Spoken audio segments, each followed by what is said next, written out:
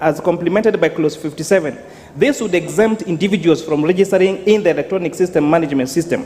The exemption ensures that small traders, the one we popularly known as mama mbogas, and those that are in the formal sector are not negatively impacted by this particular proposal. Additionally, therefore, the commissioner we have proposed will ensure administrative guidelines to address any concerns regarding the implementation of this system.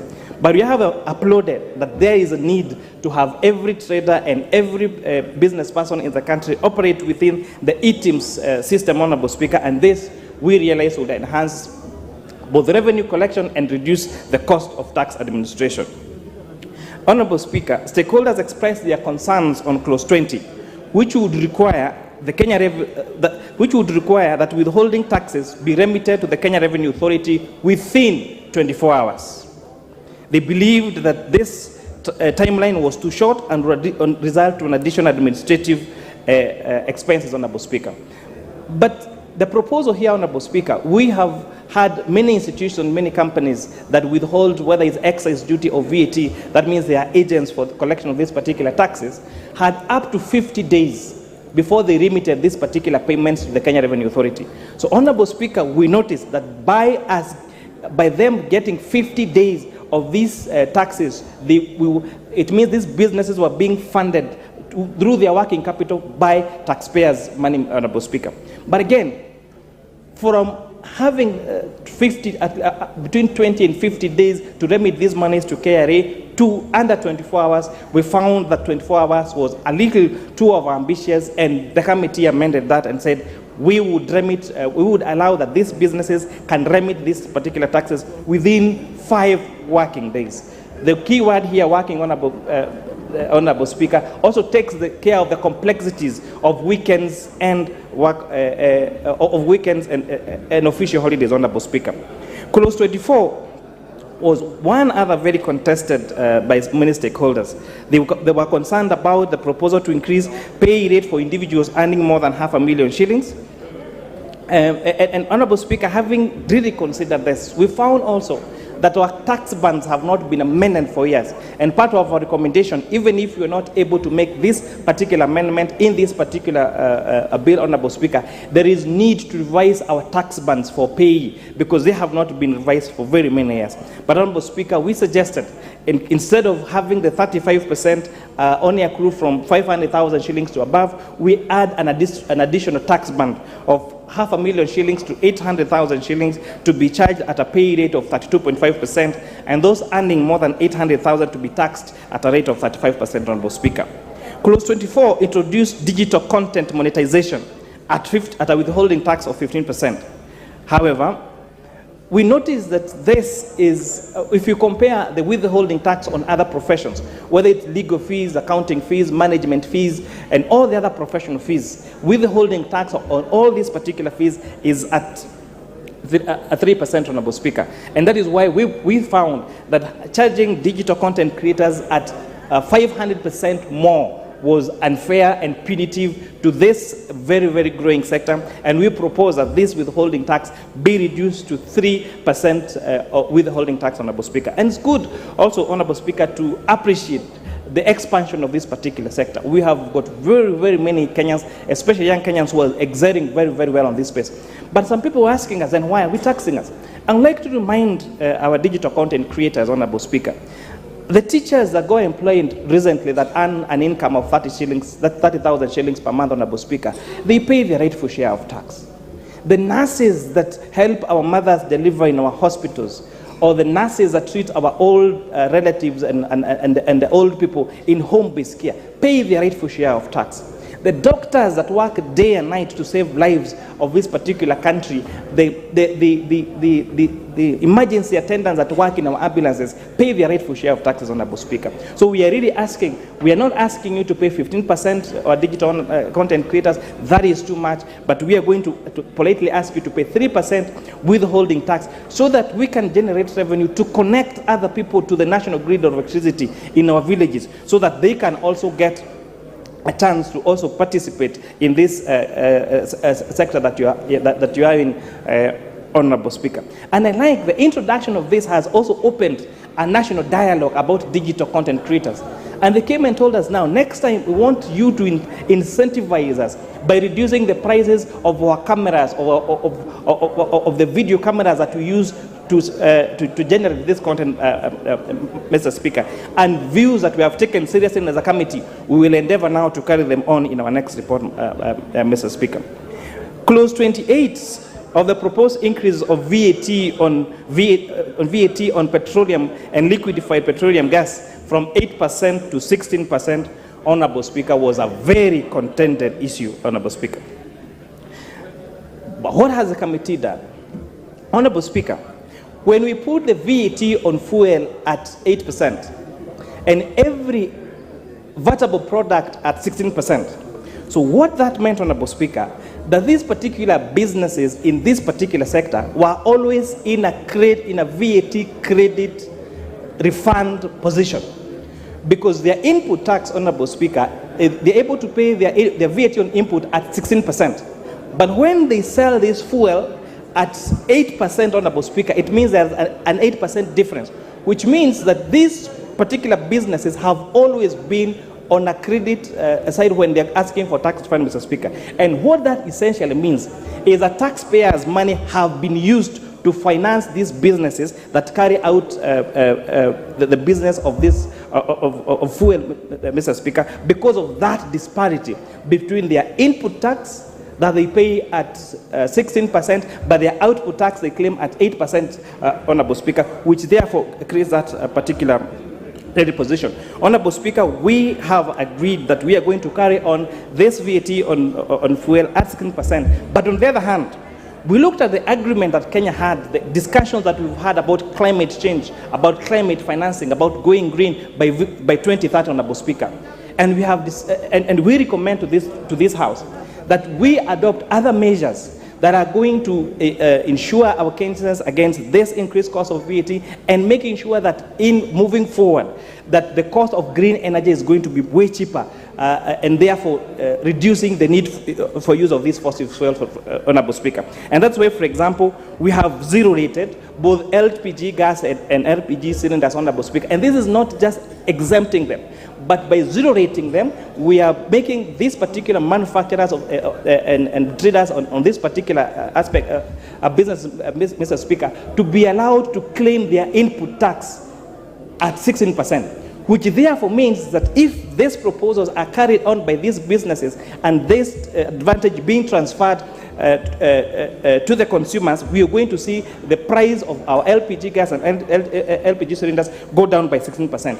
In addition to that, the other cost elements that comprise of fuel, the railway development levy and ID and import declaration fees, Honorable Speaker, we have reduced that to around, that is at like 3%. So when you check the increase from 8% to 16%, it means the actual increase on VAT on fuel is only 8 percentage points.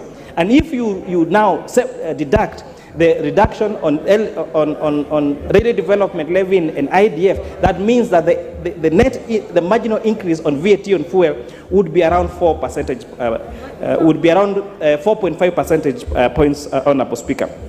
On this also, we are looking forward to having most of the imports. The data from our Kenya Revenue Authority, from the Customs Department, has shown that most of the motor vehicles that we're importing in this country are hybrid cars, because Kenyans are now going to motor vehicles that don't rely wholly on fuel, but are both, and that are semi-electric and semi-use fuel, Honorable Speaker. And as such, we have incentivized manufacturers of electric motor vehicles, electric motorcycles, electric border cycles, so that in the long run we grow our manufacturing of electric buses, electric vehicles, and electric motorcycles. And not just that, zero-rated also their charging system, their charging units. And we look forward, just like countries like the United States of America or the UK, where most of the means of transport, whether it is buses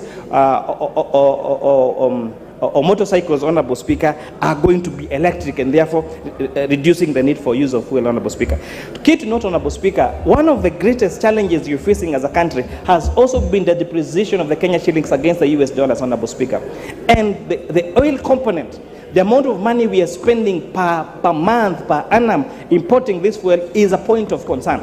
So until that time, when we explore our own oil and have our own oil, Honorable Speaker, we have to think about alternative sources of energy that are green, that are cheaper, and that are sustainable, Honorable Speaker. We also was interesting to find innovations that have been done by some companies. And I would like to give an example of a institution called Coco that makes biofuel. They have come up with an innovation of stoves and canisters that reduce the cost of safe fuel for use for cooking at home to Kenya shillings, 10 shillings per meal.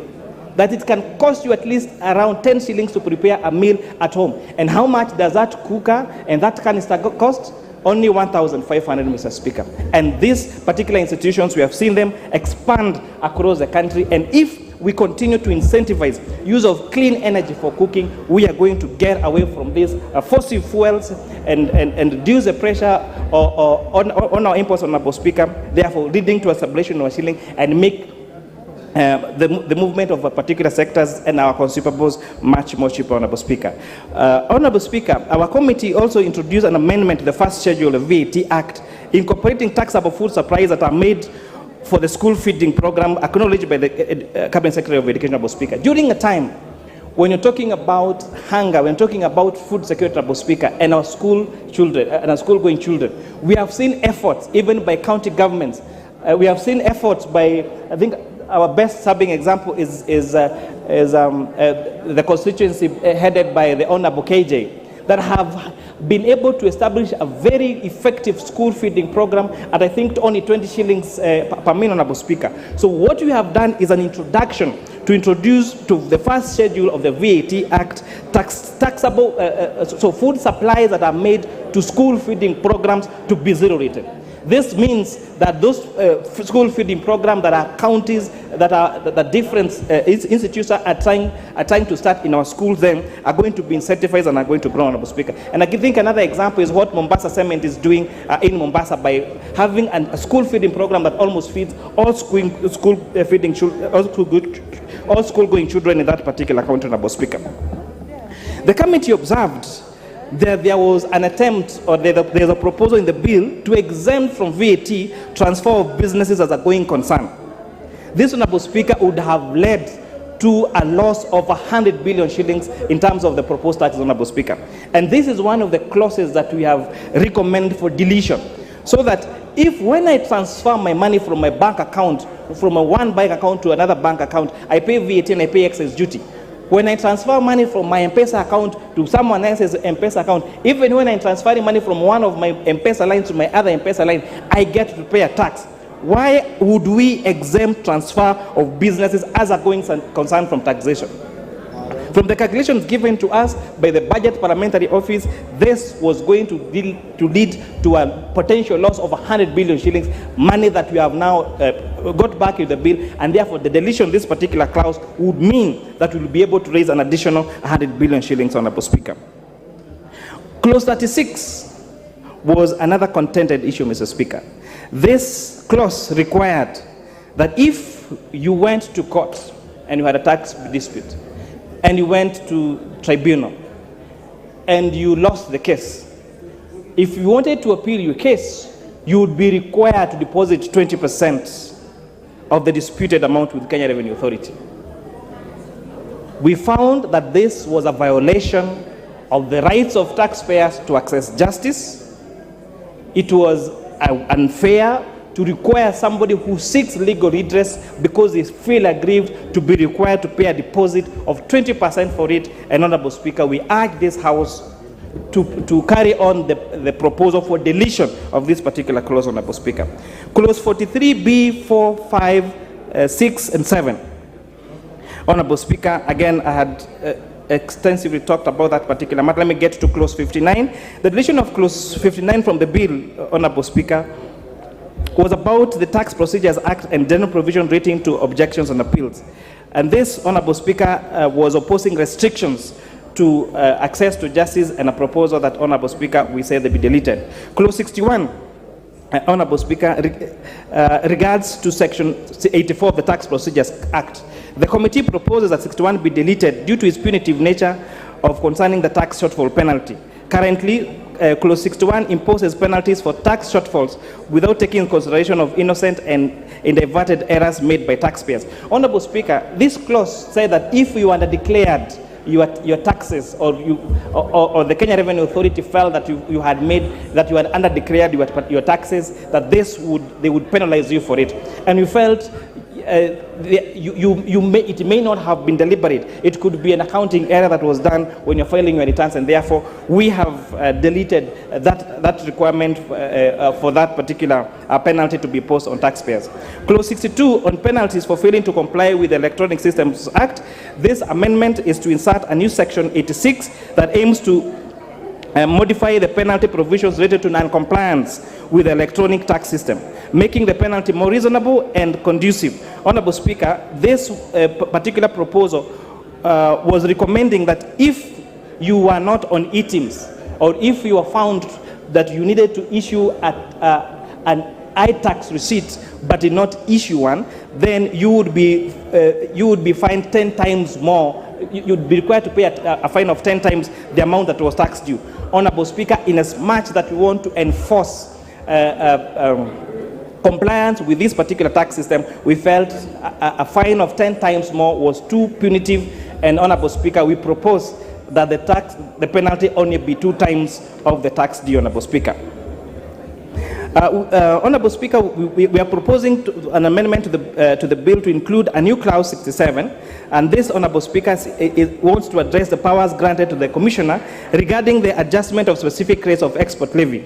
Currently, Section 5.4 allows the adjustment of the specific rate of export levy to account for inflation. However, it is proposed that this provision be removed as it mirrors Section 10 of the Excess Duty Act. Clause 6 of the bill already seeks to eliminate the Commissioner's power to adjust specific rates of excess duty based on inflation. The rationale behind this proposed amendments is to ensure consistency in the treatment of specific rates for both export levy and excess duty, Honorable Speaker. Clause 76 of the bill on the deductions of the National Housing Fund, Honorable Speaker. Another very contentious issue. We listened to the view of Kenyans, and Kenyans told us it is a good thing to make houses affordable to the public. It's a good thing that somebody who rents an apartment in Keno or in Section 58 or in either part of the country and pays rent have an alternative of paying the equivalent of the rent but get to own that house at the end of a particular period, Honorable Speaker. Mortgages, access to mortgages still remain a privilege of the high-end people in this particular market, Honorable Speaker. We agreed, and every stakeholder that we met told us, yes, it's going to lead to job creation. The doors that are going to be made, the windows that are going to be made, the suppliers for those particular goods, the people that are going to provide the rest of the services, that is the spiral effect of it. The people are going to sell food into those particular units, Honorable Speaker. We felt, they said, there is a need for this particular housing fund, Honorable Speaker. But they were worried about the how. And they were telling us, for you to start us off with 3% of our basic pay, it is too punitive. They told us, and one of them, I remember, looking at me on the face and telling me, Honorable Chair, if we cap this particular housing fund to 2,500 shillings a month, and you tell me that I'm paying 3%, you're not paying 3% of your basic pay. You're actually paying around 0.0045 of your basic pay. And they said, this is discriminative. We feel that you people that are earning a lot more want to pay much less than us. Because I get to pay my rightful share of 3% if I'm earning around 80,000 shillings a month, but you who is earning 500,000 shillings, because you have capped that contribution to 2,500, you pay 0.0045%. Honorable Speaker, we listened to the view of these Kenyans, and we proposed a reduction in the housing fund contribution from 3% employer and 3% employee to 1.5% employee contribution and 1.5% employer contribution, Honorable Speaker. And it's very important to note that the capping that was capping the contribution to 2,500 has been removed, because this would have been discriminative against those people that are earning less, because those people earning less would have paid their rightful share of the 1.5%, but you and I that have a higher pay slip then would get to pay much less or a higher percentage, Honorable Speaker. We have also established that these funds will go into the consolidated fund, Honorable Speaker, as per the PFM Act. Mr. Speaker, the shift towards the informal sector also poses challenges to our tax revenue. As the economy diversifies, the jobs opportunities arise in all sectors, it has become crucial to expand our tax base. Honorable Speaker, Kenyans told us that the few of us are paying taxes, but there are so many others that should pay the rightful pay of tax that are not paying. And key in point was the small businesses. And Honorable Speaker, on the proposal to have the turnover tax have a threshold of 500,000 shillings would mean that those people selling around 1,000 with the sales of around 1,600 shillings a day would be required to pay a turnover tax of 3%. Honorable Speaker, we saw this band too little, and we have therefore proposed to increase this band to at least 1 million shillings sales per annum to 25 million shillings per annum as those Kenyans that would pay the turnover tax, Honorable Speaker. And you're also telling them, people are asking, why are you taxing me on gross instead of taxing me on profit? And Honorable Speaker, we have told them that at the end of the year, you do not have to pay turnover tax. If you want, you can pay the corporation tax at 30%, but then you'll have to calculate your revenues and deduct your tax allowable expenses. And many Kenyans were like, I don't want to go through that process. Tell me how much I need to pay because I want to pay my rightful share of tax. I'll pay that, and we absolutely move forward, Honorable Speaker. With those many remarks, Honorable Speaker, I really would wish to thank the members of the committee. It was very tedious work. It was a lot of work. Most of us still have a back problem even now. Our members of Secretariat, they have been doing almost 24 hours of work to make sure that we put this particular report in order, Honorable Speaker. And because I want to give as many honorable members as possible to contribute to this particular matter, I only have one last statement to make, Honorable Speaker. The difference between tax exempt and zero rated. This, I find it quite baffling that we use tax exemption and zero rate interchangeably. They are as different as heaven and earth. Because when services or products are exempted from tax, it means that those businesses cannot claim their input tax. And that makes the price of those particular products at least 16% more expensive. And that is why, although the bill proposes to exempt manufacturing of fertilizer, manufacturing of pharmaceuticals, manufacturing of human vaccines, manufacturing of pesticides, agricultural equipment, transportation of sugarcane from factories, from farms to factories, to be tax exempted. This committee, Honorable Speaker, has recommended in our report that these particular products and services be moved from tax exemption to zero rate, so that that transfer of that manufacturing of fertilizer, manufacturing of pharmaceuticals, manufacturing of medicine, manufacturing of human vaccines be allowed to be, that benefit be allowed to be transferred to the consumer by making those particular products 16% cheaper, Honorable Speaker. But we are hoping, and this I want to really urge the Kenya Revenue Authority to make sure that they enforce that once we transfer these particular privileges and this zero rating of these products and services, that benefit be transferred to the consumer. We want to see the price of LPG gas and LPG cylinders go down by 16% if this House approves this particular commission, Honorable Speaker. We want to see the cost of locally manufactured fertilizer go down by 16% if this particular proposal is accepted by this Honorable Speaker. We want to see the price of locally manufactured medicine and human vaccines and pharmaceuticals and agricultural pesticides go down by 16%, Honorable Speaker, if these particular proposals are accepted by this House, Honorable Speaker. We have a very ambitious, this bill has an ambitious plan of exporting mobile phones across Africa, Honorable Speaker. We have seen the demand of smartphones and mobile phones in this country, and we have a big potential to manufacture them. The manufacturers of mobile phones came and told us that honorable committee members, if you zero rate these products that are used as raw materials for assembly of mobile phones, we would be able to manufacture mobile phones in Kenya, smartphones in Kenya at a cost of at least 8,000 shillings and be able to export this to other African countries, Mr. Speaker. We found this very revolutionary, and we urge this House to support this particular amendment, Honorable Speaker.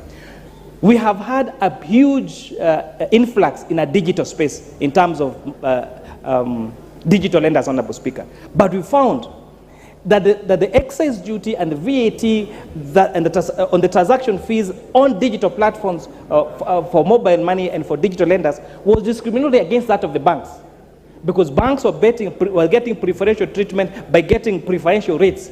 But, Honorable Speaker, our report aims at harmonizing the rates that are being charged by digital lenders and microfinance institutions to that of the banks, Honorable Speaker, so that we create a level playing field. Honorable Speaker, some of us, when we left school, the first thing we wanted to do was open a bank account. The people that are leaving school, the first thing they want to do is not open a bank account, is to have a digital wallet. And we're saying we need to incentivize this space. This is the next frontier in financial inclusion, and we are asking this honorable House to agree with us and pass our report, pass the amended finance bill as proposed by the Committee of Finance and National Planning. And with those very many remarks, I want to donate the rest of my minutes so that this House can extensively debate this particular matter, and hopefully our good idea can give birth to a great idea, and that great idea can give birth to the greatest ideas. And with that, Honorable Speaker, I support, and I ask the Vice Chair of our committee, the Honorable Ambassador Benjamin Langat, to second. Thank you, Honorable Kimani. Who is seconding you? Yes, sir. Yes, Mr. Speaker. Mr. Speaker, I want to